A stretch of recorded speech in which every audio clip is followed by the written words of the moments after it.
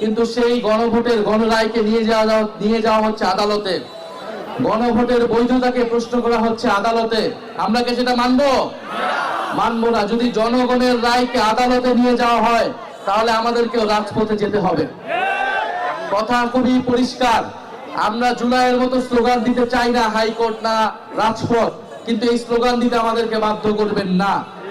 আমরা জাতীয় সংসদ হয়েছে, সংসদকে সংস্কার পরিষদ সদস্য হিসেবে ঘোষণা করতে হবে এবং গণভোটের গণরায় অনুযায়ী সকল সংস্কার বাস্তবায়ন করতে হবে। এর অন্যথা, এর বিকল্প আমরা কোনো কিছুই মেনে নিব না।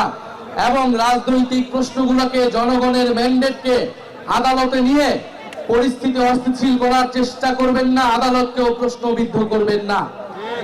বিজ্ঞ আদালতের প্রতি আমাদের আহ্বান থাকবে, জুলাই গণ অভ্যুত্থানের হাজারো মানুষের রক্তের মধ্য দিয়ে আজকের প্রধান বিচারপতিগণ বসেছেন।